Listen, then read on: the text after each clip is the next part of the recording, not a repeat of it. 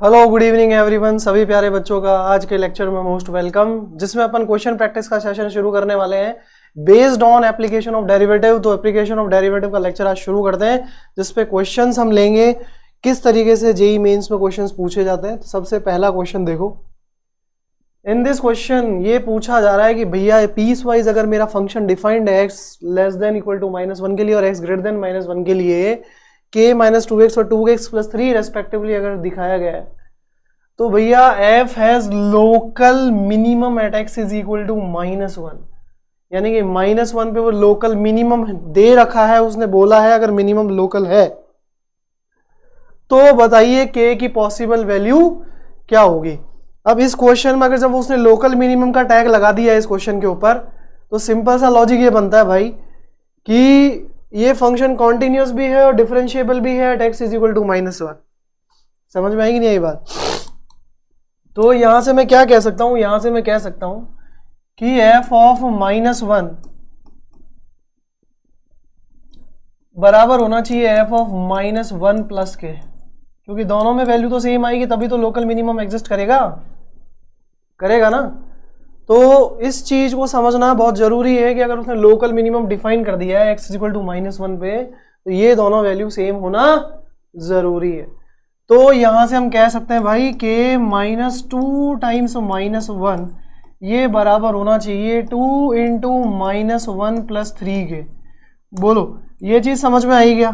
तो यहां से मुझे क्या मिला भैया, k + 2 बराबर आ गया 1 के। तो k की वैल्यू आ गई -2 + 1 कमिंग आउट टू बी -1। तो k की वैल्यू कितनी हो गई भाई? -1 हो गई। ये क्लियर हो गया? अब यहां से हम कह सकते हैं कि भैया possible value of k is nothing but -1। Understood है ये चीज? क्लियर? तो चलो आगे देखो, फिर क्वेश्चन नया देखते हैं, नए क्वेश्चंस देखते हैं। Let f is defined from real number to real number. ऐसे लिख देने से कोई चीज बदल नहीं जाएगी। ये अब ये भी रियल नंबर है, ये भी रियल नंबर है, तो मेरा जो फंक्शन है वो रियल नंबर से रियल नंबर में डिफाइन है भाई। और फंक्शन भी क्या कर दिया है, स्केल कर दिया है, y को +1 से क्लैंप कर दिया है।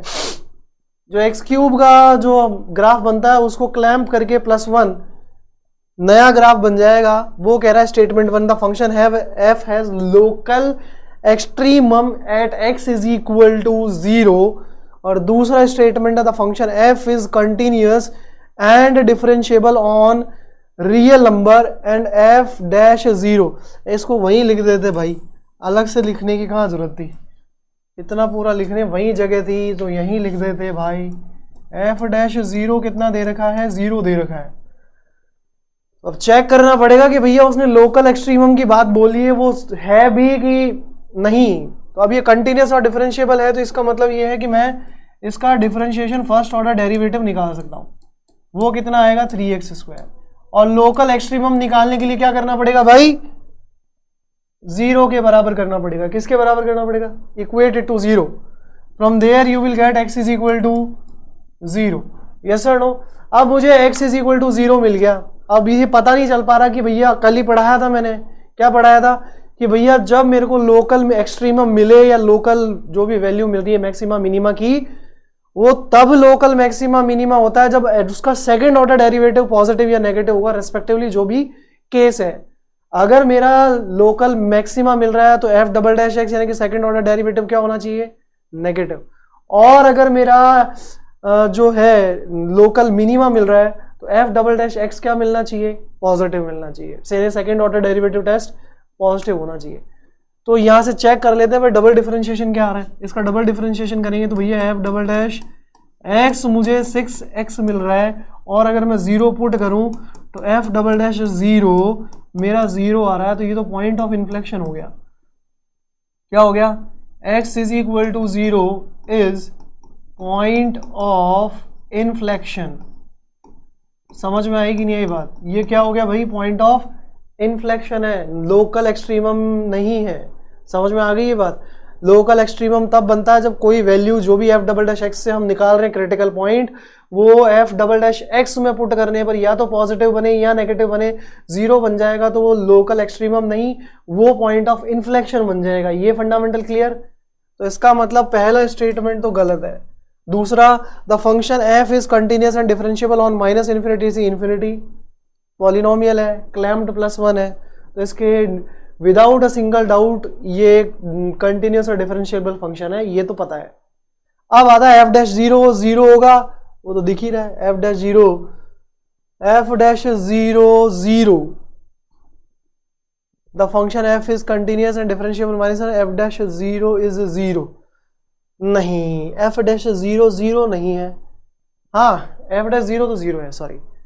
तो अगर f' कितना आ रहा है 3x², तो 0 पुट करूंगा तो 0 ही आएगा, अंडरस्टूड है। तो यहां से मैं कह सकता हूं कि मेरा फर्स्ट स्टेटमेंट तो गलत है, सेकंड स्टेटमेंट सही है। तो यहां से क्या कह सकते हैं, statement 1 is false, statement 2 is true. Clear है क्या? तो this is my answer for this particular type of question, understood. चलो आगे देखो, आगे कह रहा है भाई फंक्शन हमें दिया हुआ है x इंटू ई की power x into 1 minus x, x belongs to real number, then fx is what. यहां fx क्या होगा ये अपने को बताना है। तो मैं ये कह सकता हूं भाई, मैं ये कह सकता हूं कि भैया fx अगर मेरा इंक्रीजिंग होगा डिक्रीजिंग होगा तो वो उसके लिए पहले तो इंटरवल निकालना पड़ेगा, तो पहले इसको डिफरेंशिएट करना पड़ेगा। तो यहां से क्या कह सकते हैं कि भैया प्रोडक्ट रूल लगाओ और डिफरेंशिएट करो, प्रोडक्ट रूल लगाओ और डिफरेंशिएट करो। तो यहाँ x को डिफरेंशिएट किया, यानी कि इसको दो अलग अलग पार्ट समझ लो, x मल्टीप्लाई बाय e की power x into 1 minus x, ये दो अलग अलग पार्ट हो गए, ये दो अलग अलग फंक्शन हो गए। ये इसको u मानेंगे हम, इसको हम u मानेंगे और इसको हम v मानेंगे।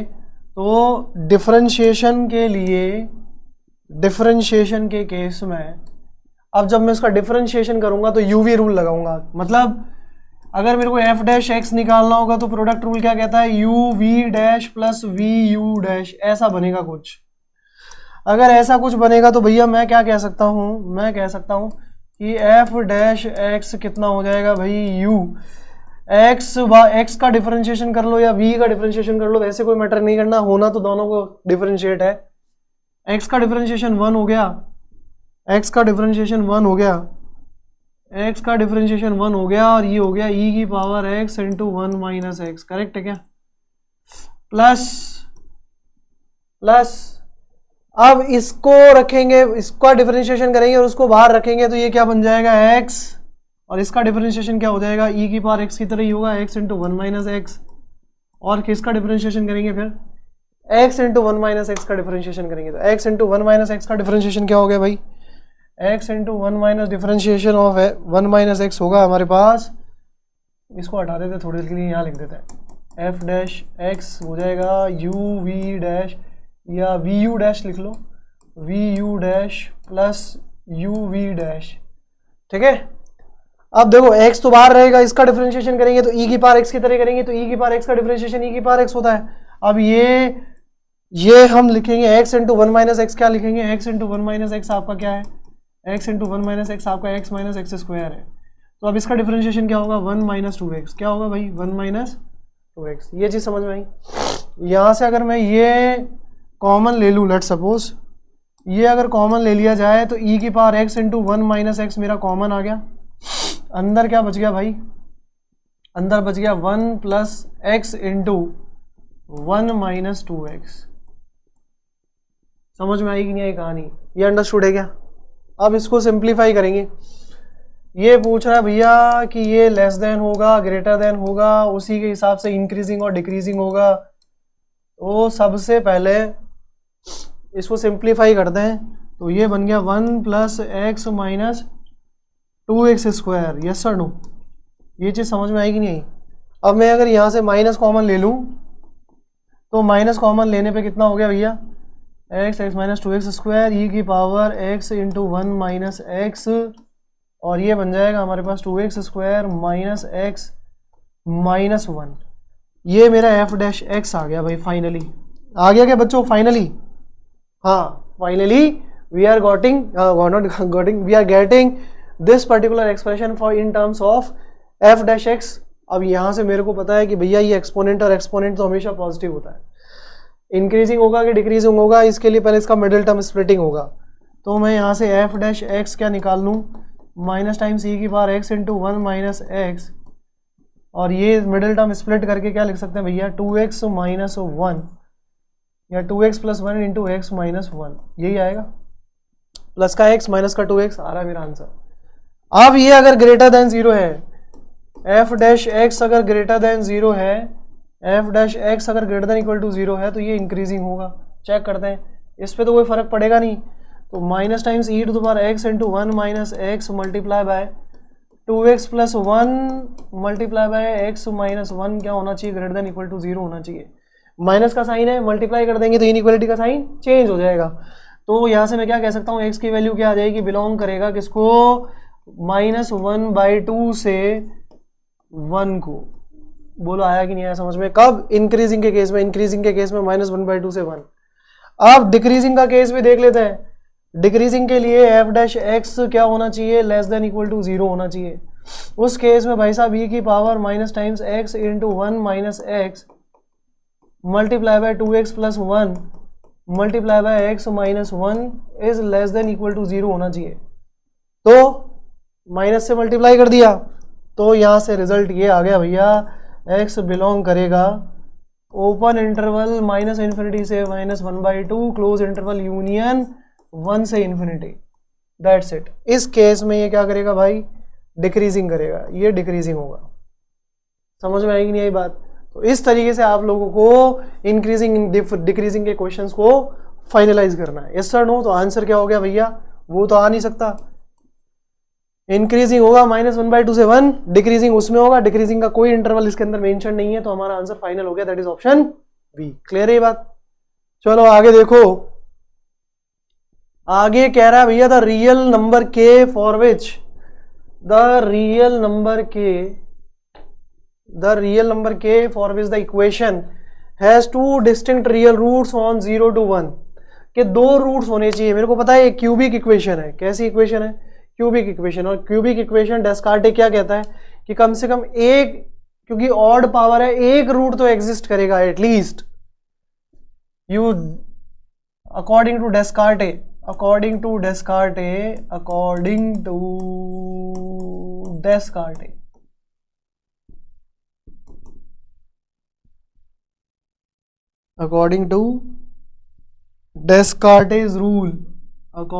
Descartes' rule, cubic equation has at least one rule.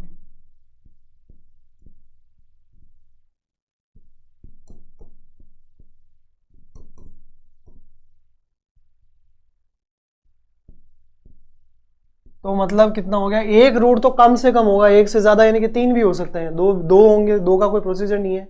एक रूट निकल गया तो वहां क्वाड्रेटिक बचेगी, क्वाड्रेटिक के दो या तो दो रूट होंगे या होंगे ही नहीं। तो यहां से क्या मतलब निकल गया कि कम से कम एक रूट तो होना चाहिए। चलो ठीक है। अब बात आती है भैया, बात ये आती है कि के की कौन सी वैल्यू के लिए इसके दो डिस्टिंक्ट रियल रूट होंगे। चेक कर लेते हैं, डबल डैश निकालो भैया, F dash not double dash, F dash x. यहां से मुझे कितना मिला, 6x² प्लस 3। ठीक है, अगर मैं 3 कॉमन ले लूँ तो कितना बन जाएगा, x² प्लस 1, 2x² प्लस 1। अब ये तो हर हाल में पॉजिटिव है, ये हर हाल में पॉजिटिव है, ये कभी 0 होगा ही नहीं, यानी कि कोई क्रिटिकल पॉइंट नहीं होगा। जब कोई क्रिटिकल पॉइंट नहीं होगा तो बट ऑब्वियस सी बात है, ऑलवेज इंक्रीजिंग डबल। अब ये ऑलवेज इंक्रीजिंग वाली सिचुएशन में आ गया है। at most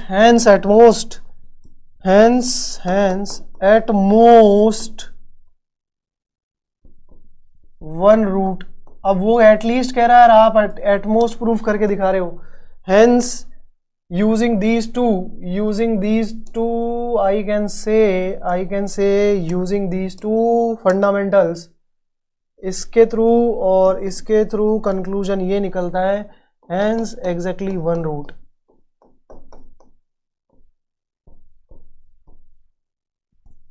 one root in 0 to 1। अब वो 0 to 1 है क्या है, वो चेक करने वाली बात है ना।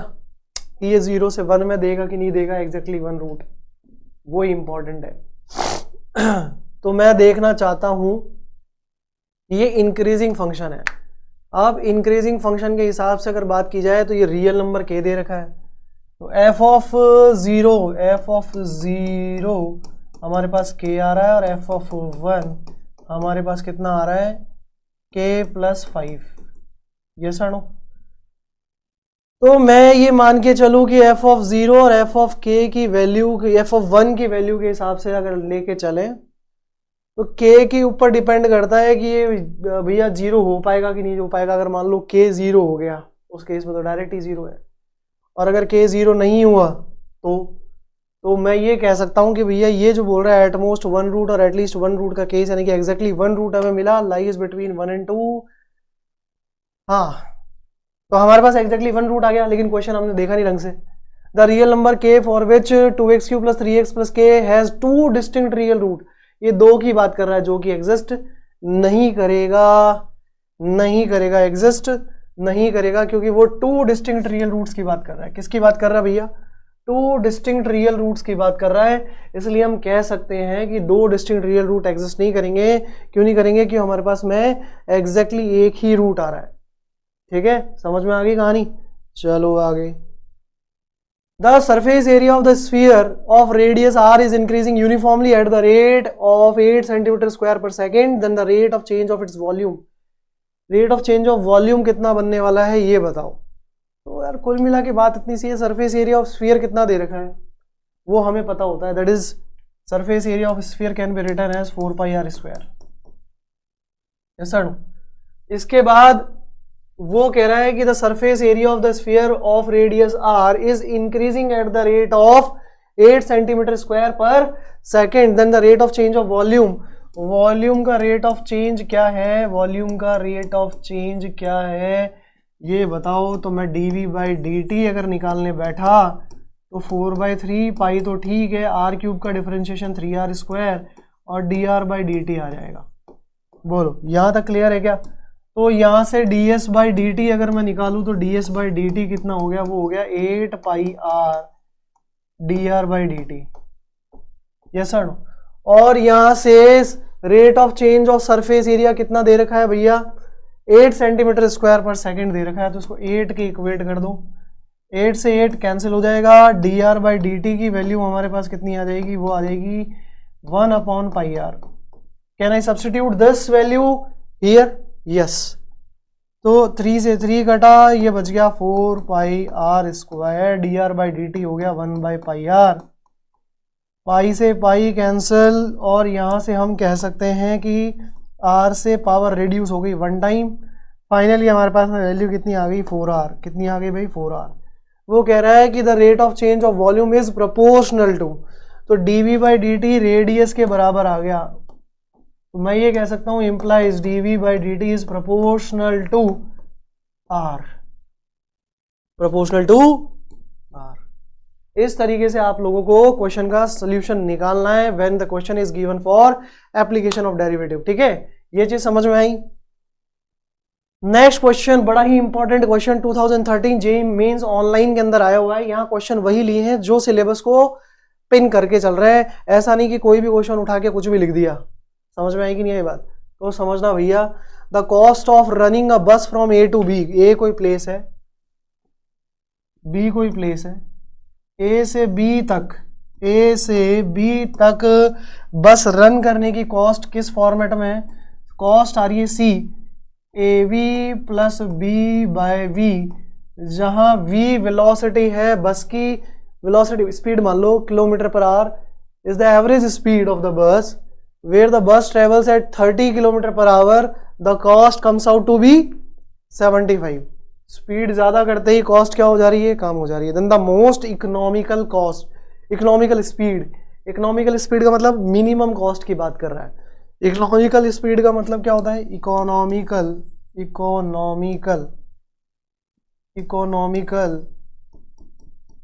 स्पीड का मतलब है low travelling cost, lowest travelling cost. बोलो क्लियर हो गया क्या? ये चीज क्लियर, ये चीज समझ में आई भाई? लोएस्ट ट्रेवलिंग कॉस्ट को क्या बोलेंगे हम? Economical travelling speed. Yes sir no? तो अब यहां से हम क्या कर सकते हैं भाई? तो मतलब इसको लोएस्ट करने के लिए डिफरेंशिएट करना पड़ेगा, तो सी डैश निकालना पड़ेगा। क्या निकालना पड़ेगा भाई? C dash. सी डैश का मतलब क्या हो गया? सबसे पहले ए वी का डिफरेंशिएशन, ए वी का डिफरेंशिएशन हो गया, वी का डिफरेंशिएशन 1, बी बाई वी में बी बाहर, 1 बाई बी का डिफरेंशिएशन हो जाएगा -1 बाई बी वी स्क्वायर। बोलो समझ में आई कि नहीं आई बात? -1 बाय वी स्क्वायर। अंडरस्टूड है ये चीज? अब यहां से मुझे सी डैश निकल गया, सी डैश मतलब d c dash by v के रेस्पेक्ट में हम डिफरेंशिएट कर रहे हैं, ये पता करने की कोशिश कर रहे हैं, वो स्पीड पता करने की कोशिश कर रहे हैं जिसकी वजह से कॉस्ट मिनिमम के कैटेगरी में आए। तो अब इसको जीरो कर देंगे, इसको जीरो करेंगे तो यहां से हम कह सकते हैं कि बी अपॉन वी स्क्वायर की वैल्यू हो जाएगी ए। तो बच्चों वी स्क्वायर हो जाएगा बी बाई ए, तो v कितना हो जाएगा? v हो जाएगा √b अपॉन ए। अब ये b भी अननोन, a भी अननोन, तो उसके लिए यहाँ कुछ इन्फॉर्मेशन दी हुई है, उस इन्फॉर्मेशन को अपने को चेक करना पड़ेगा और उसके अकॉर्डिंग आंसर करना पड़ेगा। क्या कह रहा है? When the bus travels at 30 kilometre per hour the cost comes out to be 75 rupees. तो कॉस्ट का ये फंडामेंटल रहा, कॉस्ट अगर 75 है तो स्पीड कितनी दे रखी है? 30। ये हो गया v की जगह 30 रख देंगे, कॉस्ट की जगह 75 रख देंगे, तो यहां से आंसर निकलना शुरू हो जाएगा। तो a हो गया हमारे पास a into 30 plus b upon 30। बोलो समझ में आया कि नहीं आया? यहां तक क्लियर है क्या? अगर यहां तक अंडरस्टूड है तो ध्यान से देखना। नेक्स्ट इक्वेशन कितनी आ रही है? 40 किलोमीटर पर आवर की स्पीड और कॉस्ट कितनी हो गई? 65। कॉस्ट कितनी हो गई? 65। तो यहां से हम कह सकते हैं a into 40 plus b by 40। बोलो क्लियर है क्या? अब कुछ नहीं करना है, अब मेरे को ये इक्वेशन सिंप्लीफाई करनी है, a और b की वैल्यू निकालनी है। 40 है, 65 का लिख दिया, तो मतलब इसको एलिमिनेट करना पड़ेगा। इसको एलिमिनेट करने के लिए इसको 4 से मल्टीप्लाई कर देते हैं और इसको 3 से मल्टीप्लाई कर देते हैं।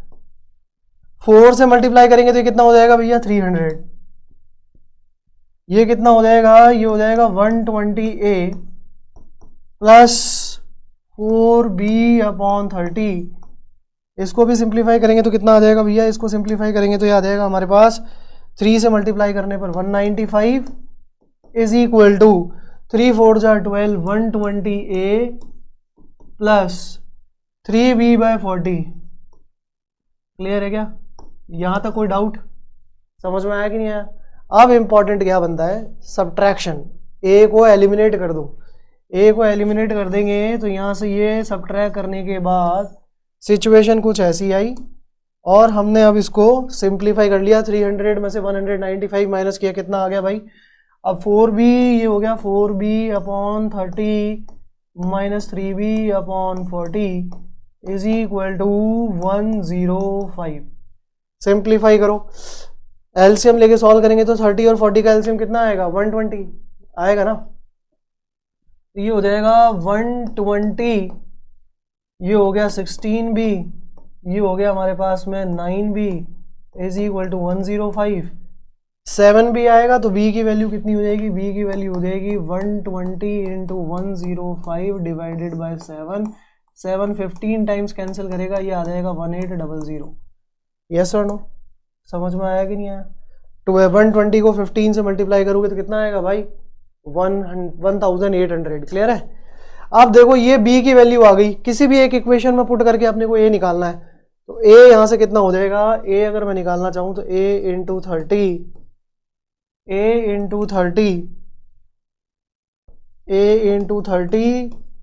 प्लस b की वैल्यू 1800 पुट करेंगे तो कितना आ जाएगा? 60 इज इक्वल टू 75। तो यहां से a की वैल्यू कितनी हो गई? 15 by 30 coming out to be 1/2। बस यहाँ वैल्यू पुट कर दो। यहाँ से मैं क्या कह सकता हूँ? b की वैल्यू आ गई थी हमारे पास में 1800, a की वैल्यू आ गई 1/2, v हो गया हमारे पास में इकोनॉमिकल स्पीड। इकोनॉमिकल स्पीड कितनी आ रही है हमारे पास में? जब b की वैल्यू 1800 और a की वैल्यू 1/2 पुट की तो √3600 यानी कि 60 kilometre per our 60 kilometre per our से चलेंगे, 60 किलोमीटर पर आवर से चलेंगे तो ये हमारे पास में इकोनॉमिकल स्पीड मानी जाएगी। उस केस में जो कॉस्ट ऑफ ट्रैवलिंग होगी वो मिनिमम हो जाएगी। अंडरस्टूड है क्या? अब अगर ये भी प्रूफ करना है कि वो मिनिमम होगा तो इसको फिर से डबल डिफरेंशिएट करके देख लो। सी डबल डैश हमारे पास प्यारे बच्चों कितना आ जाएगा, ए का डिफरेंशिएशन 0 और ये आ जाएगा हमारे पास में 2/v³, जो कि हर हाल में पॉजिटिव है जब तक कि v की वैल्यू आप नेगेटिव ना रखो। और स्पीड है तो पॉजिटिव ही लेके चलेंगे, वेलोसिटी तो बात ही नहीं कर रहे। क्लियर है बेटा? ये बात समझ में आई? तो 2013 का ये क्वेश्चन जो ऑनलाइन हुआ था टेस्ट, वो आप लोगों को आई होप समझ में आ गया होगा कि किस तरीके से अटेम्प्ट करना है।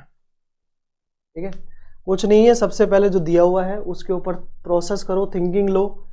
फिर जो अगर वो इकोनॉमिकल कॉस्ट की बात कर रहा है तो इकोनॉमिकल स्पीड की बात कर रहा है, सॉरी, तो वो मतलब होता है लोवेस्ट ट्रेवलिंग कॉस्ट जिससे अपने को मिले, और लोवेस्ट करने का मतलब होता है डिफरेंशिएशन, एप्लीकेशन ऑफ डेरिवेटिव। ठीक है, चलो आगे।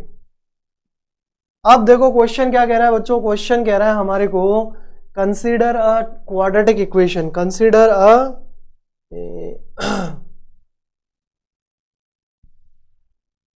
Consider a quadratic equation ax square plus bx plus c is equal to 0 where 2a plus 3b plus 6c is equal to 0 and let gx is this ax cube by 3 plus bx square by 2 plus cx. Statement first, the quadratic equation has at least one root in the interval 0 to 1. Statement 2, the Rolle's theorem is applicable to function gx on the interval 0 to 1. अब इनमें से जो statement सही है उसका आपने को analysis करना है।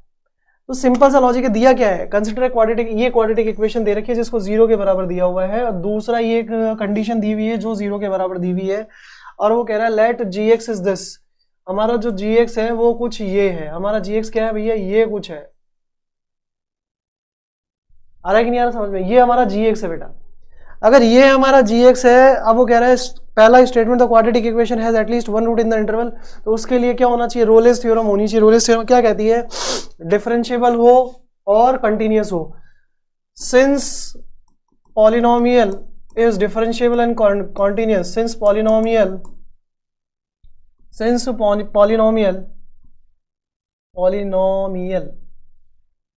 is continuous and differentiable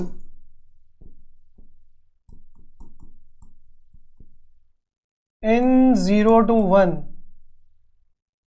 in closed interval 0 to 1 and open interval 0 to 1 respectively,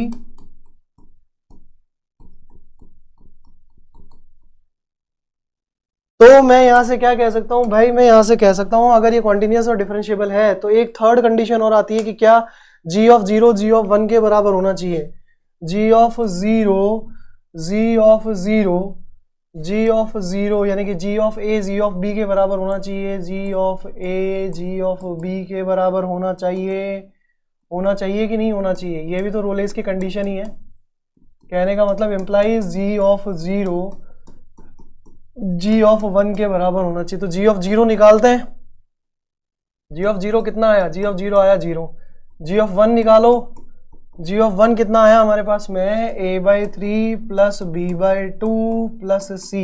LCM लेके सॉल्व करेंगे तो कितना आएगा भाई, एलसीएम ले लो, एलसीएम आ गया 6, ये हो गया 2a, ये हो गया हमारे पास में 3b और ये हो गया हमारे पास में 6c, और जो कि क्या दे रखा है, 0 दे रखा है। क्या दे रखा है, 0 दे रखा है, तो ये आ गया 0। यानी कि g of a g of b के बराबर है, g ऑफ 0 g ऑफ 1 के बराबर है, तो रोलेस एप्लीकेबल हो गई। Hence role is applicable, hence Rolle's theorem is applicable, Rolle's theorem is applicable. हो गई एप्लीकेबल। अगर एप्लीकेबल हो गई है तो कुल मिला के हम क्या कह सकते हैं, कुल मिला के हम कह सकते हैं भैया एक c तो एग्जिस्ट करेगा, there will exist a c such that g dash c is 0। वो देख लेते हैं। तो यहाँ पे g डैश निकाला, यहाँ से g डैश x निकालो सबसे पहले, तो g डैश x कितना आ गया, वो आ गया हमारे पास में ax square plus bx plus c, और वो क्या है भैया, ये हमें दे रखा है 0, जी डैश एक्स इज 0, हैंस जो भी है एक रूट एग्जिस्ट करेगा 0 से 1 के बीच में। आ गया समझ में? तो इसका मतलब the quadratic equation has at least one root in the interval. Yes. Statement 2, the Rolle's theorem is applicable to the function gx on the interval 0 to 1। Yes. अब रोलेस थ्योरम एप्लीकेबल भी है, स्टेटमेंट 1 सही भी है, तो हम यहां से कह सकते हैं statement 1 is true, statement 2 is true, statement 2 is the correct explanation of the statement 1, क्योंकि रोलेस थ्योरम एप्लीकेबल ही तब होती है जब वो कंटिन्यूस डिफरेंशिएबल हो और GA किसके बराबर हो, GB के बराबर हो। Both the statement are true, hence first statement is correct. आया कि नहीं आया समझ में? अंडरस्टूड है ये चीज?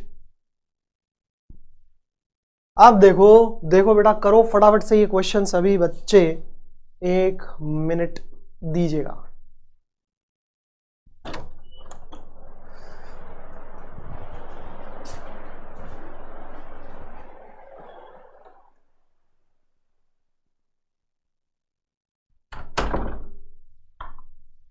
फटाफट से ये क्वेश्चन कर दो बेटा, फटाफट से।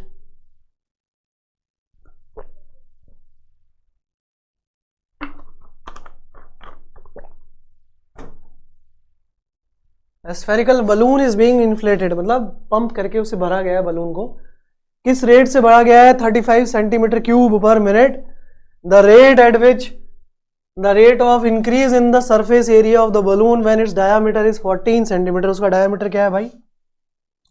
14 सेंटीमीटर है। तो डायामीटर अगर 14 सेंटीमीटर है तो रेडियस कितना हो जाएगा? 7 सेंटीमीटर हो जाएगा। ये अंडरस्टूड है क्या? इतना समझ में आया क्या? इतना सभी को समझ में आया क्या? अगर ऐसा है तो spherical balloon is being inflated eight the rate of 35 centimetre cube पर minute. The rate of increase in the surface area of the balloon when its diameter is this. तो वॉल्यूम का रेट कितना आया? dv बाई dt हमें दिया हुआ है, dv by dt दिया हुआ है 35 cc सेंटीमीटर क्यूब पर मिनट, ये दिया है, ठीक है। Rate in surface ds by dt निकालने के लिए बोल रहा है। ओके, तो पहले dv बाई dt की बात कर लेते हैं। वॉल्यूम कितना होगा? वो भी spherical balloon 4/3 pi r cube. dv by dt कितना हो जाएगा? डिफरेंशिएट करेंगे विद रिस्पेक्ट टू टाइम, तो ये बन जाएगा 4 पाई आर स्क्वायर। ये बनेगा देखो 4/3 पाई, आर क्यूब का डिफरेंशिएशन होगा 3r square dr by dt। ऐसे लिखोगे ना?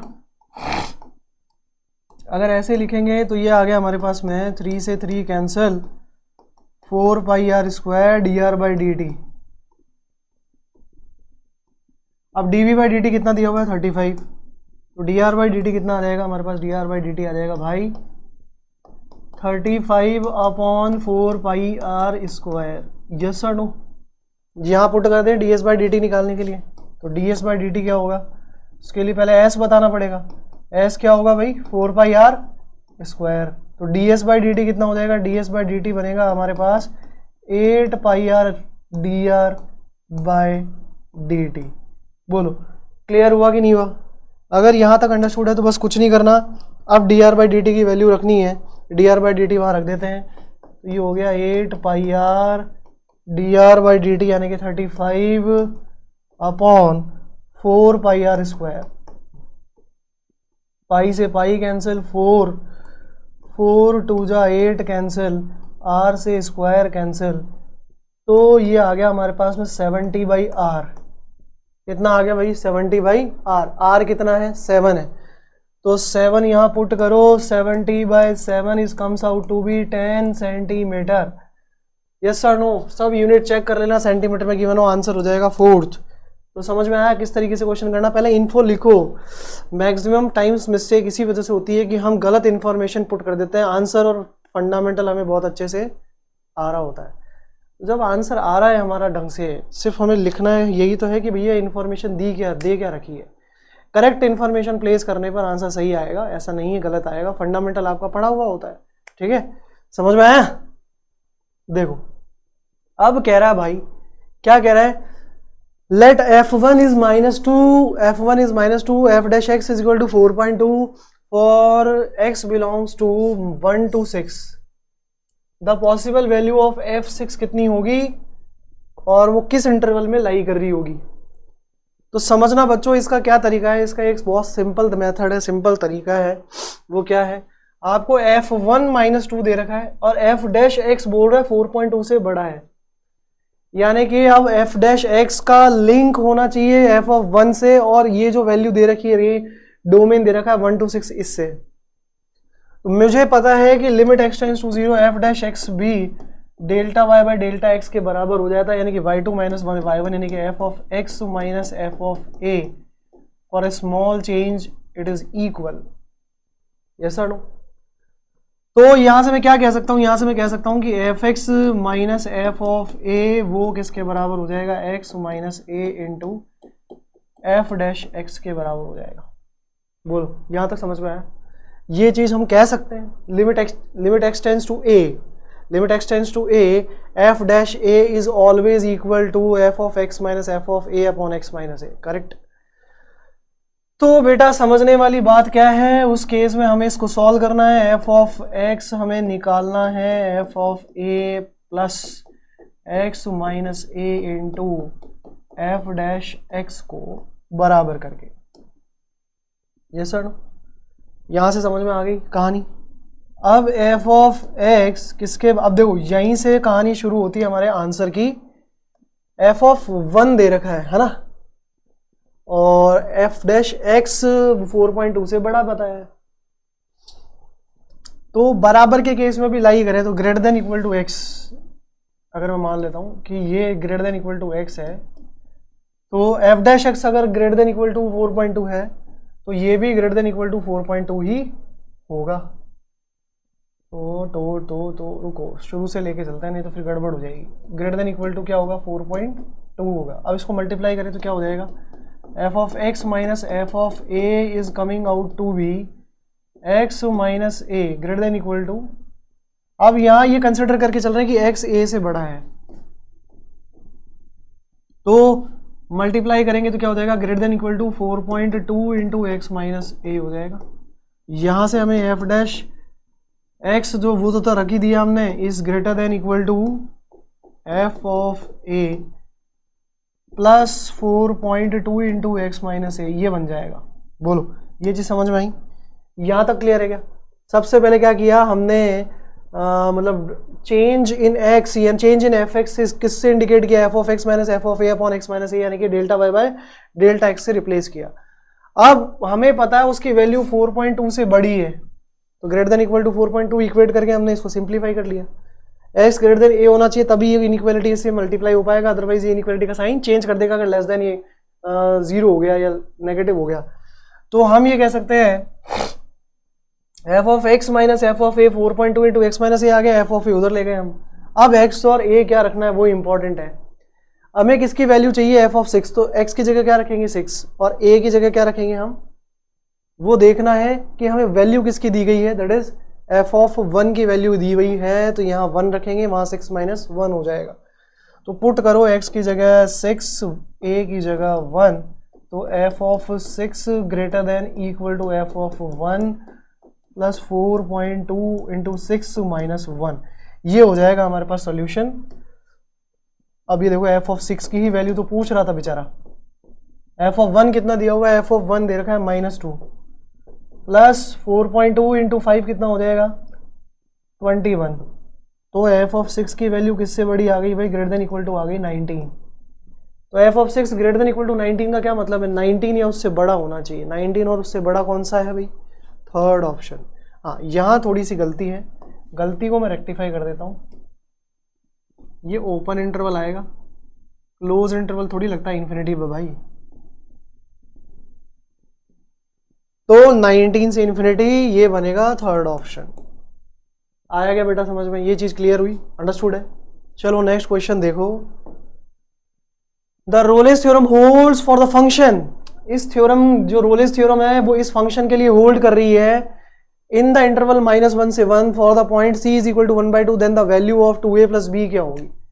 अब वो उसने पहले ही आगे से कह दिया है कि रोलेस थ्योरम एप्लीकेबल है, एप्लीकेबल है इसका मतलब hence it is continuous, hence f is continuous and differentiable, hence f is continuous and differentiable in interval -1 से 1। यस और नो? आया कि नहीं आया समझ में? For the point c is equal to 1/2 then the value of 2a plus b is what? अब ये डिफरेंशिएबल है, hence there exist c f dash c is equal to 0। सबसे पहले f डैश x निकालना पड़ेगा, तो f डैश x कितना होने वाला है? f डैश x होने वाला है हमारे पास 6x² plus 4ax plus b। बोलो आया कि नहीं आया समझ में? यहां तक अंडरस्टूड है?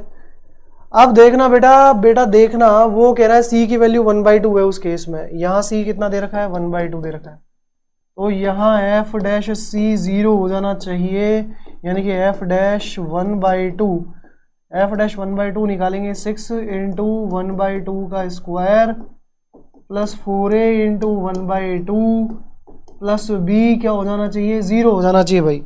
हो जाना चाहिए कि नहीं हो जाना चाहिए? Using Rolle's due to Rolle theorem, due to Rolle's theorem.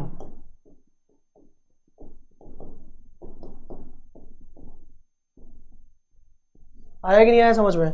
तो यहां से कह सकते हैं, यहां से क्या कह सकते हैं? 6/4 प्लस 2 2 जा 4 2a plus b is equal to 0। तो यहां से बेटा 2a प्लस b कितना आ गया भाई? ये तो कुछ और ही आ गया है, 3/2। 2a plus b is coming out to be 3/2 3/2 3/2।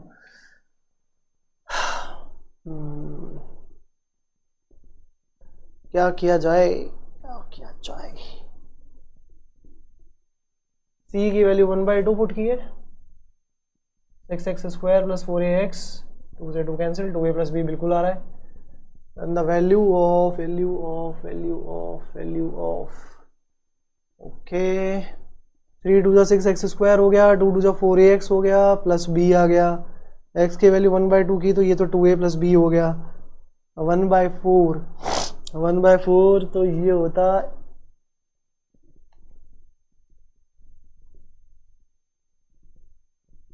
ये होना चाहिए या तो 2, नहीं नहीं नहीं नहीं 6x² तो आ गया -1 से 1। हाँ एक चीज भी तो है, अगर इससे नहीं निकलेगा for the point c is equal to 1/2। अच्छा तो पहले ये भी तो चेक करें कि g ऑफ -1, छोड़ो इसकी, इसमें कोई एरर ना आए, इसके लिए सबसे बेस्ट है कि f ऑफ 1 भी क्या हो जाना चाहिए? f ऑफ -1 के बराबर कर देते हैं, क्योंकि ऐसा हम जानते हैं कि रोलेज एप्लीकेबल होती है, तो f ऑफ a किसके बराबर होना चाहिए? f ऑफ b, जहां a की वैल्यू हमारे पास कितनी दे रखी है? -1 और b दे रखा है 1। तो अगर ऐसा है तो f ऑफ 1 कितना हो गया? 2 plus 2a plus b is equal to f of -1। -1 से कितना आ जाएगा? -2 plus 2a minus b। Yes और नो? तो भैया यहां से हम कह सकते हैं 2a से 2a कैंसिल हो गया, b और b कितना हो गया? 2b इज इक्वल टू 2 2 जा 4 माइनस का 4, ये हो गया b की वैल्यू -2, b -2 आ गया, b की वैल्यू -2 आ गई है, b की वैल्यू -2 पूछ लेता तो यहां से मेरे लिए सही हो जाता कहना, बट इसने पूछ लिया है 2a plus b, 2a plus b से f ऑफ 0 0 हो रहा है, कुछ तो गड़बड़ है, f ऑफ दया कुछ तो गड़बड़ है, a की वैल्यू -1। अच्छा यहाँ a और b मत लिखो क्योंकि फिर वो थोड़ा सा ऑड हो जाएगा कहने में। f ऑफ 1 हो गया 2 2 2a plus b is equal to, अच्छा वहाँ जो रखा वो c 1/2 रखा था ना डिफरेंशिएशन के टाइम पे, 6x² plus 4ax plus b।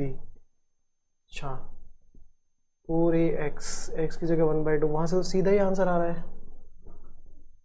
For the point c The Rollet theorem holds for the function this in the interval for the point c is equal to half, then the value of 2a plus b is what? अच्छा, f dash x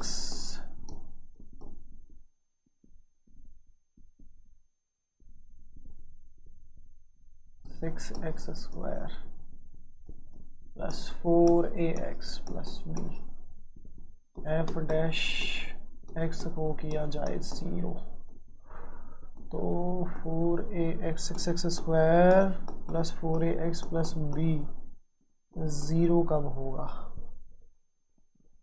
0 कब होगा? जब b की value -2 रख दें, a की value चाहिए कि उस केस के लिए a की वैल्यू, तो हम एक काम कर देते हैं, x की वैल्यू अगर यहाँ पे 1 रखें, तो 2a प्लस b तो डायरेक्ट ही आ रहा है।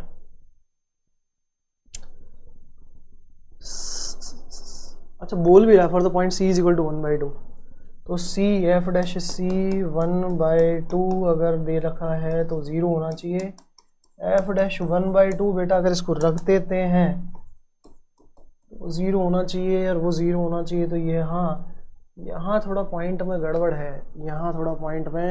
है, b की वैल्यू तो -2 आ रही है, ये होना चाहिए तकरीबन 4, तब बैठेगा काम। तो this has to be 4, 6, 4 3 12। Check करते हैं कि कौन सा वाला सूट करेगा। 6 × 1/2 का square plus 4a × 1/2 plus b is equal to 0, तो 2a प्लस b आ रहा है 6 × 1/4। अब 6 × 1/4 में या तो 4 हो, 4 तो होगा नहीं, 3 3 3 3 अगर आता है बाहर तो ये 4 होना चाहिए, तब उस केस में 3 हो जाएगा। क्या किया जाए?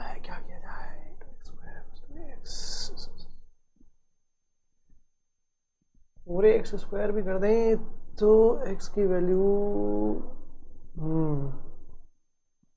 अगर 2 भी हो जाता तो 2 2 4 और ये होता 1/2 ओनली, तो 2 2 4 -2 आता आंसर, करेक्ट। तो इसको करो बेटा 2, है ना, समझे? तो उस केस में यहाँ हम लिखेंगे 4x और ये हो जाएगा हमारे पास 4x plus 4ax plus b is equal to 0, x is equal to c is equal to 1/2, ये हो गया 2 plus 2a plus b is equal to 0, तो 2a plus b is equal to -2, ये आ रहा है। तो f(1) और f(-1) बराबर होंगे तब जब b इज इक्वल टू -2 हो। अब अगर मैं b इज इक्वल टू -2 भी रखता हूँ तो a की वैल्यू यहाँ 0 आ रही है। a की वैल्यू 0 होने का मतलब है तो ये सीधा 2x स्क्वायर प्लस bx बन गया। अंडरस्टूड है क्या? आंसर कितना आ गया भैया? 2a plus b is equal to -2। चलो आगे देखो, the volume of the largest possible right circular cylinder that can be inscribed in a sphere of radius √3। तो स्फीयर की बात कर रहा है भैया, ये स्फीयर की बात कर रहा है।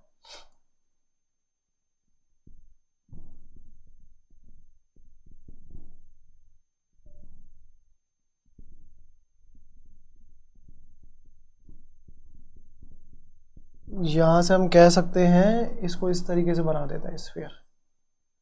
स्फीयर बनाने के लिए कोई मतलब नहीं बचा, अब सिलेंडर बनाते हैं जो कि इंस्क्राइब्ड है किसमें? स्फीयर के अंदर।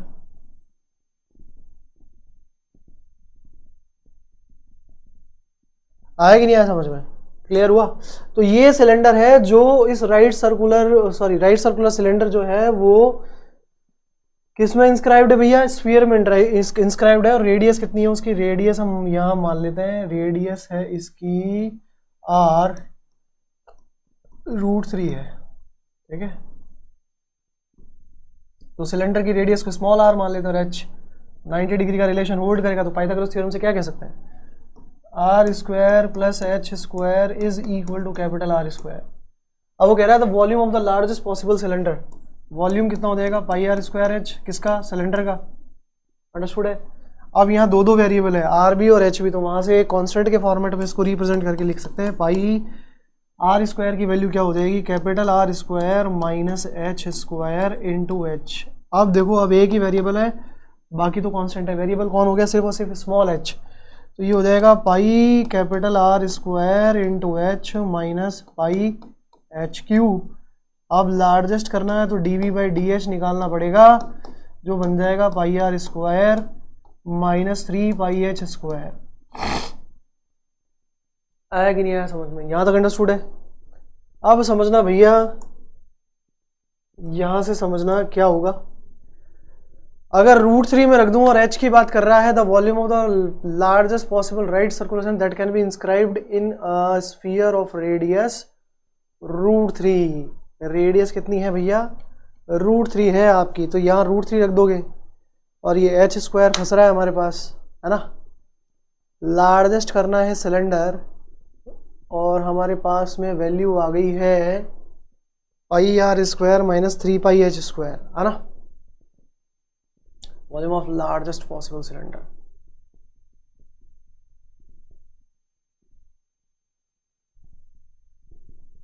तो यहां से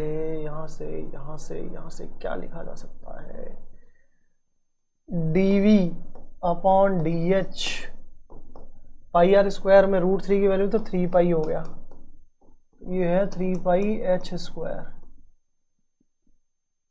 हाँ H largest possible right circular cylinder. Largest possible right circular cylinder अगर हमें रखना है, वो भी इंस्क्राइब करना है किसके अंदर, तो एच की वैल्यू बतानी पड़ेगी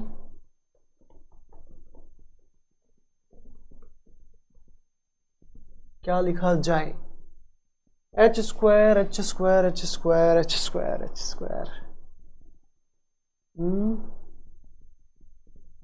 तो बेटा एक काम कर सकते हैं, आर एच और इसमें रिलेशन भी कितना हो गया, r h square plus h square is equal to √3 का square r square plus h square is coming out to be 3।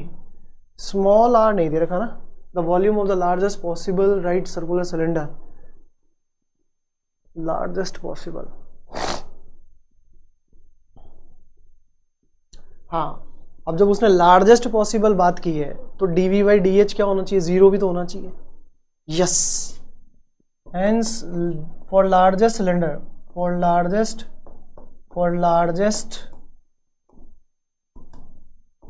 Largest cylinder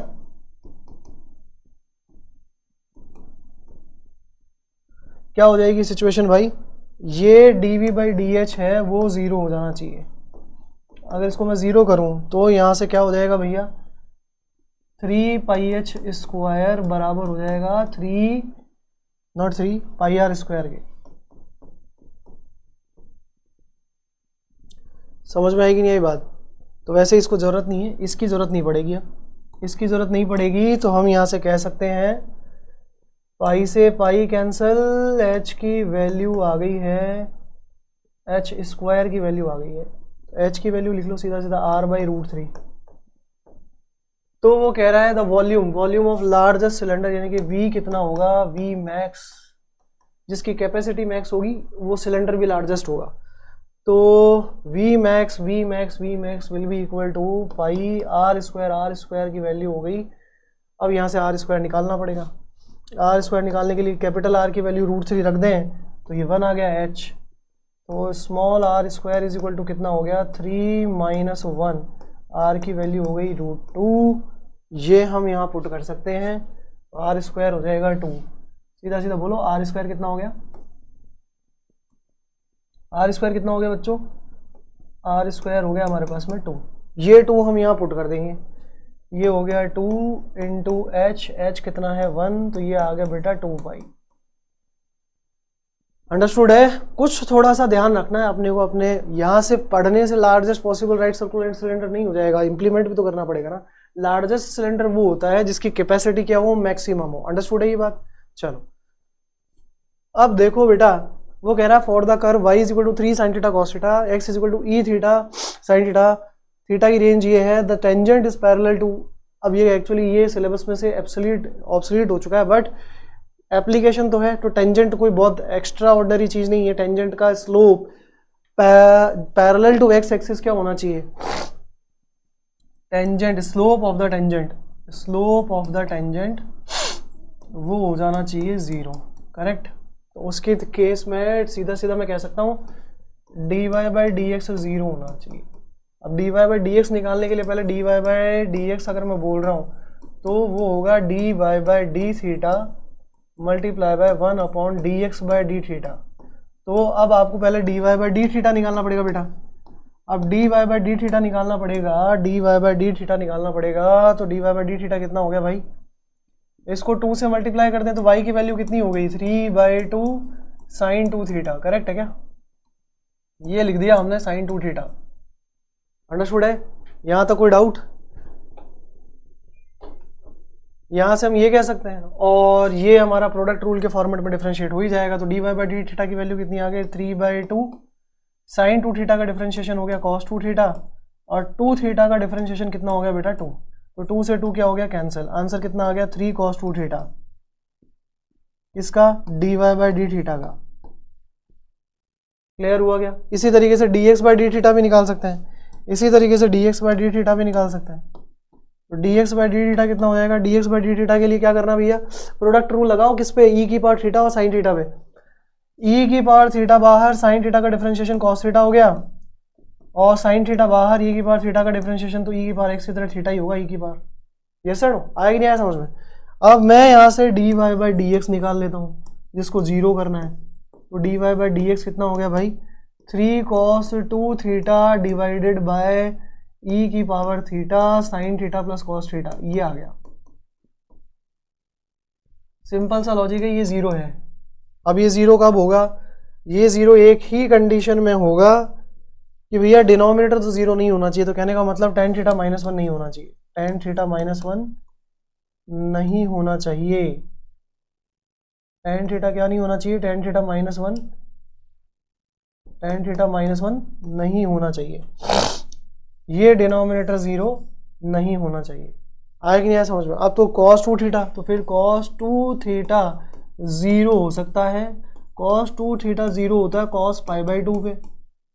तो यहाँ से 2 थीटा की वैल्यू किसके बराबर आ गई भाई, 2 थीटा की वैल्यू पाई बाई 2 के बराबर आ गई। तो थीटा किसके बराबर आ गया, पाई बाई 4 के बराबर आ गया। आया कि नहीं आया समझ में? पाई बाई 4 रखने पर 0, डिनोमिनेटर तो 0 हो नहीं रहा, तो इसका मतलब ये हमारा आंसर हो जाएगा C option, that is third option. आया कि नहीं आया समझ में? क्लियर है यहाँ तक? आराम से करो क्वेश्चंस, और सोल्यूशन देख निकालने के टाइम पे कंस्ट्रेंट्स का थोड़ा सा ध्यान रखो। 3 पाई बाई 4 पे कॉस तो नेगेटिव हो जाता है ना, तो नेगेटिव अपने को करना ही नहीं है कैसी भी हालत में। देखो आगे, the volume of a spherical ball is increasing at the rate of 4 pi centimeter cube per second, then the rate of increasing of its radius when the volume is 288 pi centimetre cube. तो जो information दे रखी है वो लिखो पहले। v कितना दे रखा भैया 288 पाई सेंटीमीटर क्यूब पर सेकेंड, नॉट सेकेंड, ये तो सिर्फ वॉल्यूम है, रेट नहीं है, ठीक है। और रेट कितना है वॉल्यूम का, dv बाय dt, वो दे रखा है हमें 4 पाई सेंटीमीटर क्यूब पर सेकेंड। ये है पर क्यूब, सेंटीमीटर क्यूब पर वाली सेकेंड वाली यूनिट, ये रेट हो गया। अब वो कह रहा है कि the volume of the rate is this, then the rate of increase of radius, dr by dt कितना है ये बता दो। तो सीधा सीधा पहले वॉल्यूम का डिफरेंशिएशन अप्लाई करेंगे। v कितना है 4/3 पाई r क्यूब, करेक्ट? आया कि नहीं आया समझ में? तो यहाँ से रेडियस निकाल सकते हैं हम, जरूरत पड़ेगी अपने को।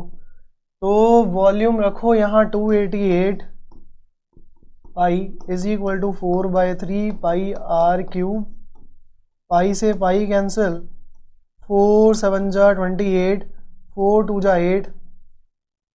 तो r क्यूब की वैल्यू कितनी आ गई, r क्यूब की वैल्यू आ गई प्यारे बच्चों 621, r आ गया 6 आ गया। आया कि नहीं आया समझ में? तो यहाँ से मैं क्या कह सकता हूँ, यहाँ से मैं ये कह सकता हूँ भैया अब मैं dv बाई डी आर निकाल सकता हूँ। dv बाई डी आर नहीं, dv बाई dt, वो आ जाएगा 4/3 पाई 3r square dr by dt। अब मेरे को dr बाई dt चाहिए, 3 से 3 कट जाएगा, तो dr बाई dt कितना हो जाएगा 1/4 पाई r square dv by dt हो जाएगा। तो यहाँ से कंक्लूजन क्या निकल सकता है, यहाँ से कंक्लूजन प्यारे बच्चों, हमें d r by d t निकालना, तो d v by d t रखेंगे और d v by d t की वैल्यू कितनी है 4 पाई, यहाँ रख दो 1/4 pi r square into 4 pi, 4 pi से 4 पाई कैंसिल हो गया तो 1/r स्क्वायर आ गया और 1/r स्क्वायर में r की वैल्यू कितनी निकाली अपन ने 6, ये हो गया 6 6 36 सेंटीमीटर पर सेकंड की स्पीड से रेडियस इंक्रीज कर रही है 1/36। Fourth option is the correct option. समझ में आया कि नहीं आया? चले आगे देखो, नेक्स्ट क्वेश्चन आता है हमारे पास में, from the top of a 64 metre high tower a stone is thrown upward. Clear है? थोड़ा सा फिजिक्स का क्वेश्चन है, मैथ्स में आ गया है।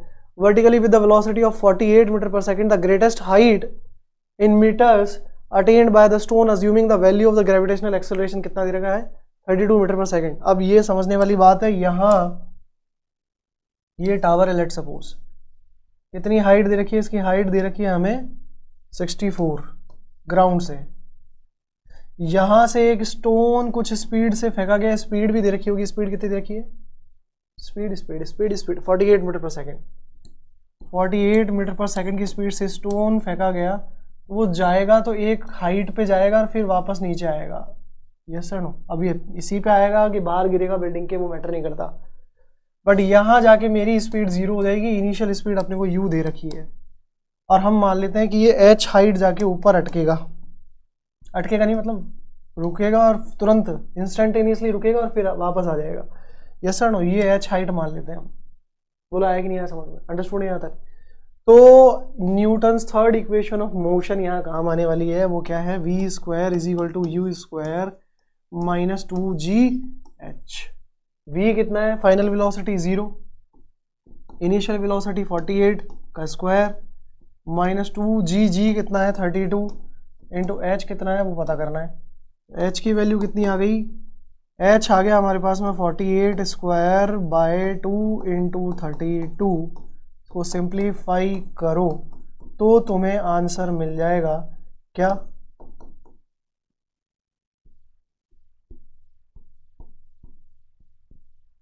h की वैल्यू आएगी 36 मीटर। अब ये टावर की जो रूफ है उससे आई है, टोटल ग्राउंड लेवल से कितना हो जाएगा, ग्राउंड से from ground it the height will be 64 plus 36 is coming out to be 100 metre. Answer will be first option. आया कि नहीं आया समझ में? This is the question which is basically holding the equation of physics but utilized used through concept of mathematics. yes or no? अब दे रखा भैया let f x is equal to sine x की पावर 4 कॉस एक्स की power 4, then f is an increasing in the interval. किस interval में increase करेगा, तो उसके लिए एफ डैश एक्स निकालना पड़ेगा। एफ डैश एक्स क्या हो जाएगा, एफ डैश एक्स हो जाएगा हमारे पास में साइन एक्स का डिफरेंशिएशन एक्स की पावर 4 की तरह, तो ये हो गया 4 साइन क्यूब एक्स, करेक्ट। और साइन एक्स का डिफरेंशिएशन क्या हो गया, कॉस एक्स। अगेन कॉस की पावर 4 का डिफरेंशिएशन एक्स की पावर 4 की तरह, यानी कि 4 कॉस क्यूब एक्स, और कॉस एक्स का डिफरेंशिएशन हो गया माइनस का साइन एक्स, तो ये आ गया माइनस। अब हमें ये कह रहा है कि ये एफ डैश एक्स इंक्रीजिंग होना चाहिए, मतलब एफ एक्स इंक्रीजिंग है, तो एफ एक्स इंक्रीजिंग कब होगा, जब एफ डैश एक्स क्या हो, ग्रेटर देन इक्वल टू 0 हो, करेक्ट। ये समझ में आया क्या?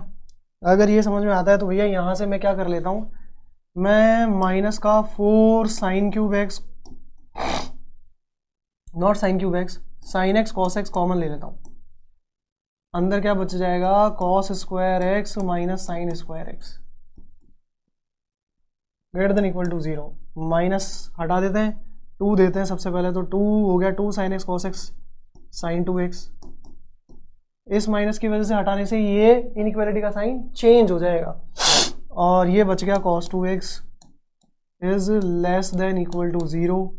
और ये फाइनली आ गया हमारे पास में साइन 4x, क्या आ गया भैया, 2 साइन 2x cos 2x क्या बन गया, साइन 4x, क्या होना चाहिए, लेस देन इक्वल टू। अब मेरे को ये चेक करना है, then f is an increasing function in the interval, इसमें से किस में वो इंक्रीजिंग होगा, ये उल्टे हो गए, ये होने चाहिए ऐसे ऐसे,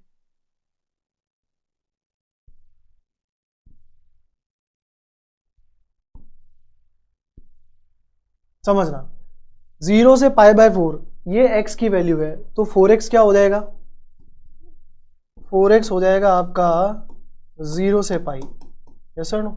इसी तरीके से अगर मैं बात करूं इसकी, तो 4x हो जाएगा यहाँ पाई से 2 पाई। और अगर मैं बात करूं इसकी, तो 4x यहाँ हो जाएगा 2 पाई से 5 पाई बाई 2। और इसकी बात करें तो 4x यहाँ लेगा वैल्यू 5 पाई बाई 2 से 3 पाई। ये समझ में आया। अब मुझे देखना है कि लेस देन, यानी कि less than equal to 0 negative किस केस में होगा।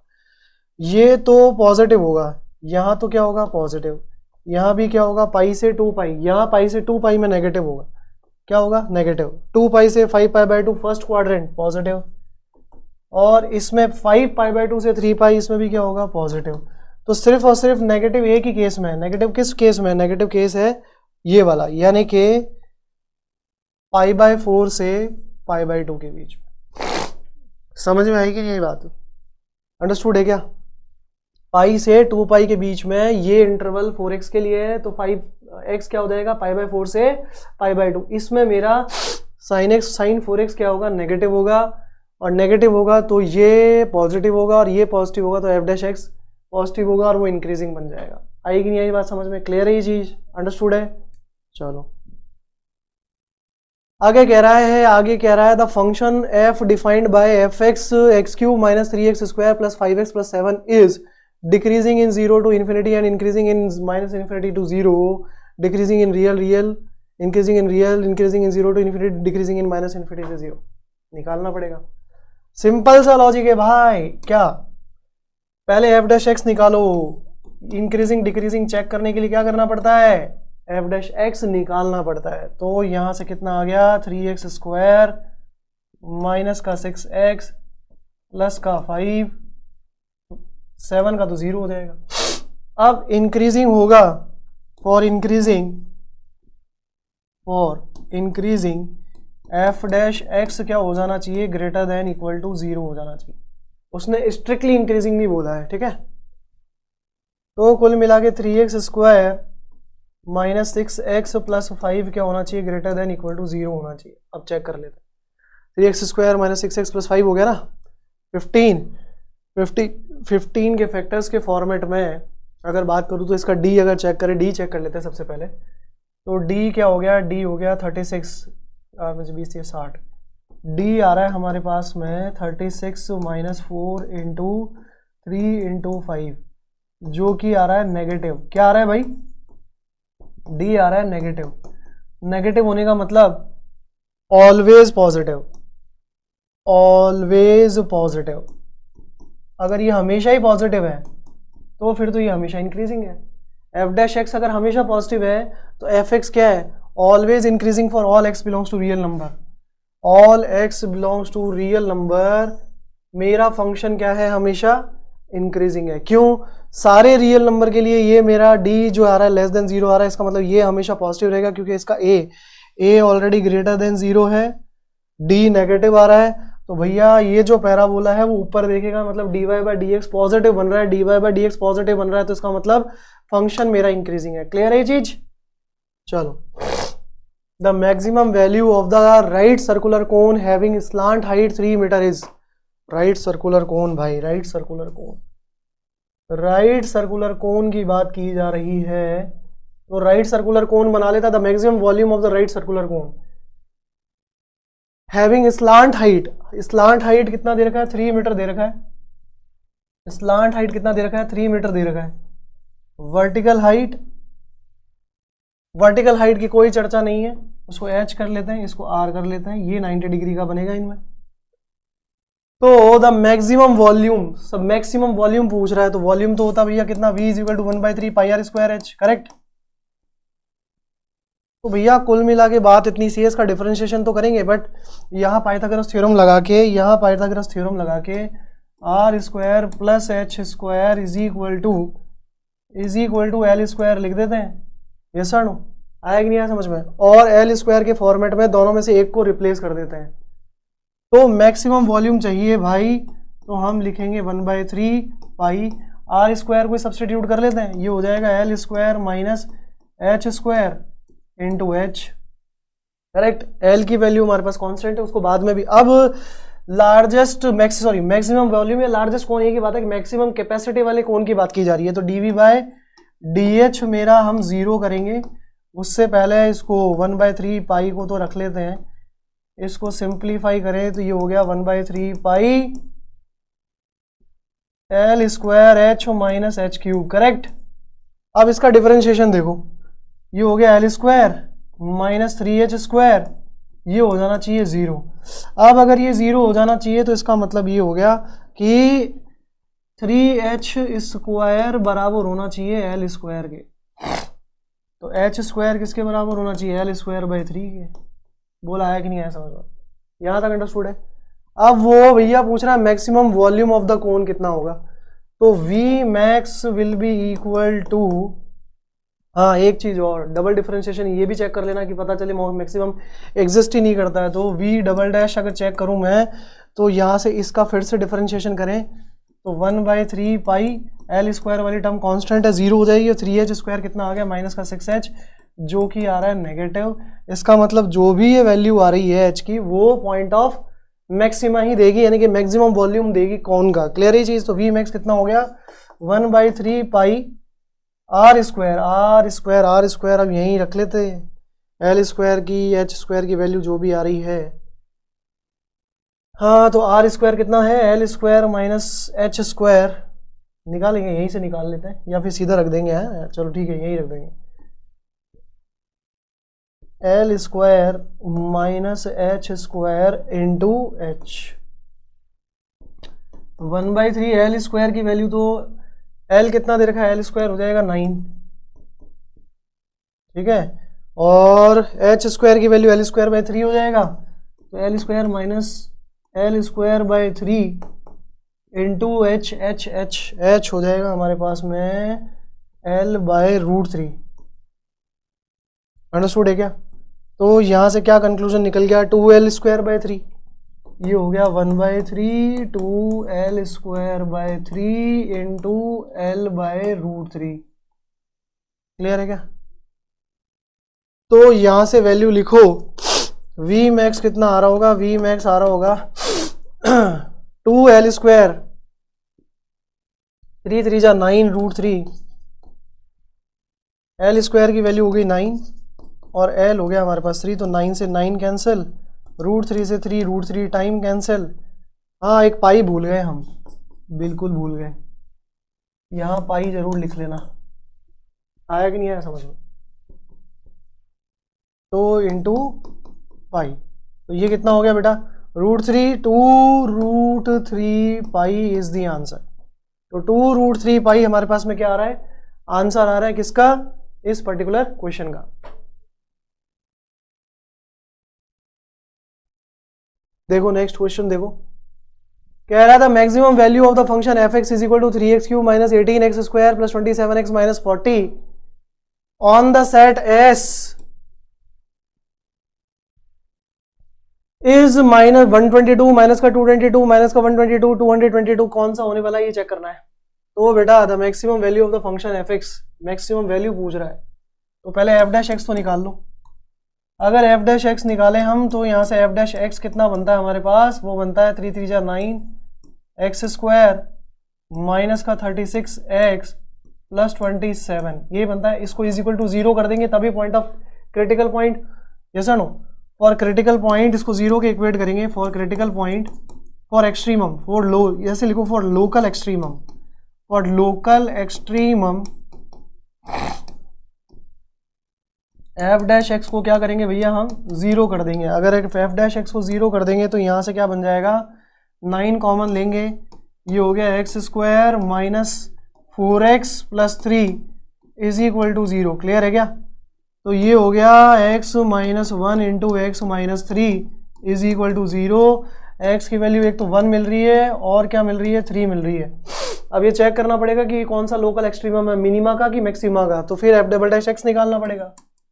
एफ डबल डैश एक्स निकालें तो यहाँ से क्या मिल गया, F double dash x 18x minus 36 जब मैं x की वैल्यू 1 पुट करता हूं, सॉरी, f डबल डैश 1 अगर पुट करें तो आ रहा है नेगेटिव, तो ये हो गया मीन का पॉइंट, ये मैक्स का सॉरी। और f डबल डैश 3 अगर हम निकालें तो वो आ रहा है पॉजिटिव, तो ये हो गया मैक्स का मीन का पॉइंट। आया कि नहीं आया समझ में? तो हमें मैक्सिमम वैल्यू पूछ रहा है। क्या पूछ रहा है भाई? Maximum value. तो मैक्सिमम के लिए क्या करेंगे, f1 पुट कर दें, तो 1 कितना हो गया, f of 1 is coming out to be, अब ध्यान से सुनना, इंटरवल भी दे रखा है, on the set x square plus 30x minus 11x less than equal to 0। ठीक है, अब यहाँ से इस x को डिफाइन किया हुआ, तो x को डेफिनेशन भी निकालनी पड़ेगी भाई इस हिसाब से, तो कि ताकि कहीं एब्सोल्यूट मिनिमा और मैक्सिमा का केस ना बन रहा हो, ग्रेटेस्ट वैल्यू लीस्ट वैल्यू का केस ना बन रहा हो, बाउंड्री वैल्यूज पे।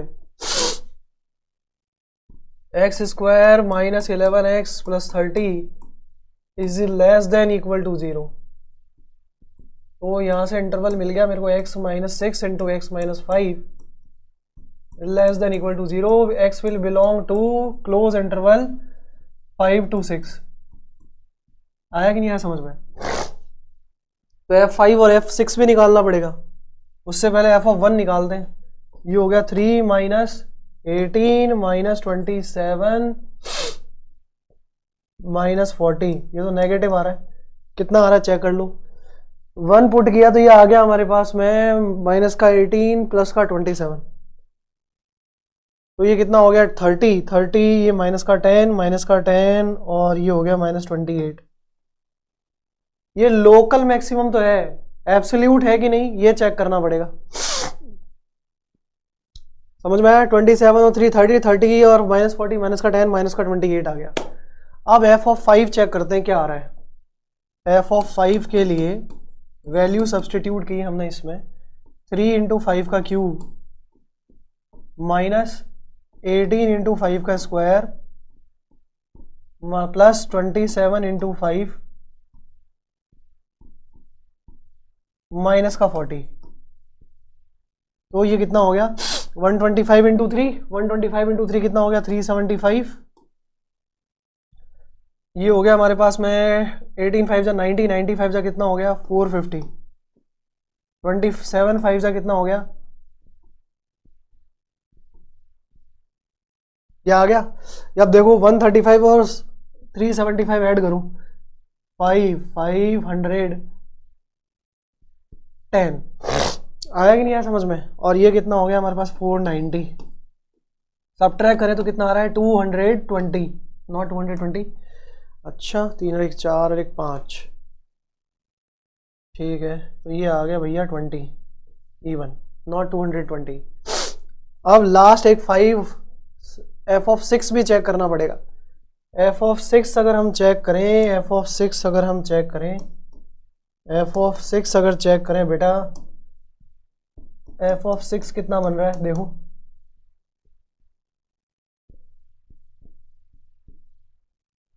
माइनस 18 इंटू 6 स्क्वायर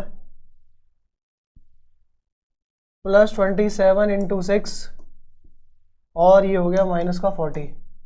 देखो ये हो गया 3 into 216 minus 18 into 36 plus 27 into 6 कितना हो गया, ये आ जाएगा 6 7 जा 42, 2 कैरी 4, 6 2 जा 12 और 4 16 माइनस 40, करेक्ट। तो ये हो गया 48, ये हो गया 6, 18 का स्क्वायर 324, 324 इंटू 2 कितना हो गया 648, और ये हो गया हमारे पास में 162 माइनस 40 यानी कि 122 आ रहा है बेटा। इन सब में सबसे मैक्सिमम वैल्यू f ऑफ 6 ही दे रहा है, विच इज मैक्सिमम, यानी कि 122। इस तरीके से आपको ये क्वेश्चंस जो दिए हुए हैं, चाहे फिर वो 2019 हो, 2013 हो, 14 हो, 15 हो, जो रिलेवेंट है उसकी प्रैक्टिस करो। उसी पे बेस्ड क्वेश्चंस जितने ज़्यादा करोगे उसमें आपको पता चलेगा कि भैया आपको कॉन्सेप्ट्स कितने अच्छे से आ रहे हैं। जैसे मान लो यही क्वेश्चन ले लो, क्या दिया हुआ है भाई, f दिया हुआ है 0 से 2 के बीच में, be a twice differentiable function such that f double dash x is greater than 0 for all x belongs to 0 से 2 if phi x is f of x plus f of 2 minus x then phi is what? तो phi क्या बनने वाला है? Decreasing, increasing and anything else, और कुछ बनेगा? तो चलो चेक करते हैं। सबसे पहले इंक्रीजिंग की बात करते हैं। ट्वाइस डिफरेंशिएबल बताया ना इसको, तो फाई डैश एक्स में निकालता हूँ। फाई डैश एक्स कितना हो गया बच्चों? इसका डिफरेंशिएशन करेंगे, एफ एक्स का डिफरेंशिएशन एफ डैश एक्स होगा एक्स के रेस्पेक्ट में, और एफ ऑफ 2 माइनस एक्स का डिफरेंशिएशन होगा F dash 2 minus x, f dash 2 minus x, और 2 माइनस एक्स का डिफरेंशिएशन कितना हो गया? माइनस। तो ये आ गया हमारे पास, अंडरस्टूड है। अब वो कह रहा है भैया फाई इंक्रीजिंग होगा डिक्रीजिंग होगा, तो उसके लिए भैया फाई डैश एक्स दो हिस्से बढ़ गए, या यूँ कह लो एक एक करके निकाल लो। फाई डैश एक्स अगर ग्रेटर देन इक्वल टू 0 हुआ तो यहाँ से ये इंक्रीजिंग बन जाएगा कौन? Phi x, correct. तो मैं यहाँ से कह सकता हूँ f dash x minus f dash 2 minus x is greater than equal to 0। देखते हैं इससे क्या अपने को इंटरवल एक्स का मिलता है। तो एफ डैश एक्स क्या होगा? Greater than equal to f dash 2 minus x.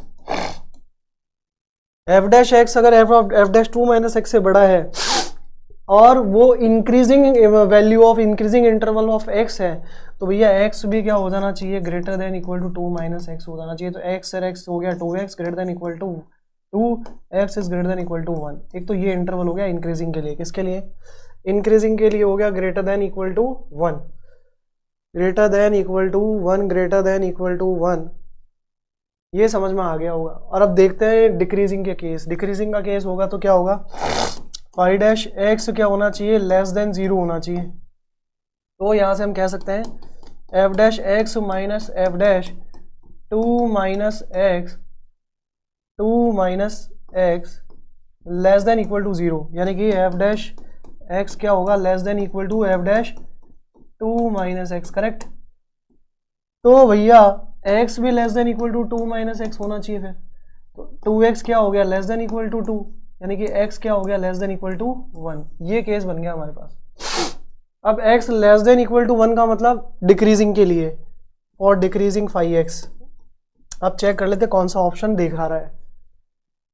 Increasing in 0 to 2, decreasing in 0 to 2, decreasing in 0 to 1, increasing in 1 to 2, increasing in 1 to 2।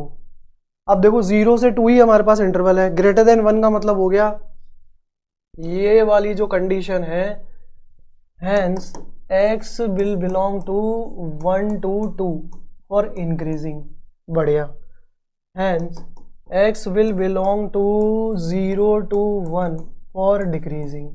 अब चेक कर लेते हैं कौन सा ऑप्शन आ रहा है। डिक्रीजिंग 0 से 1, इंक्रीजिंग 1 से 2। क्लियर है ये चीज? तो ये हो गया हमारे पास में सेकेंड ऑप्शन। आया कि नहीं आया समझ में? इस तरीके से आप लोगों को क्वेश्चंस करने हैं। आज के लिए इतना ही, और ये क्वेश्चंस आपको मैं होमवर्क के फॉर्म में दे रहा हूँ, करना इनकी प्रैक्टिस। चाहे फिर क्वेश्चन ये हो, चाहे फिर क्वेश्चन ये वाला हो, ये 4 क्वेश्चन दे रहा हूँ, करना इनको। अगर नहीं आया तो कमेंट बॉक्स में डालना, बताएंगे आप किस तरीके से करना है। और सब इजी क्वेश्चंस हैं, ऐसा नहीं है बहुत डिफिकल्ट क्वेश्चंस हैं। 2020 का लास्ट दे रखा है, PYQ लेके आएंगे, उसमें 2022 से 21 से 25 के क्वेश्चंस भी करवाएंगे। ठीक है, चलो आज के लिए इतना ही। थैंक यू सो मच बच्चों।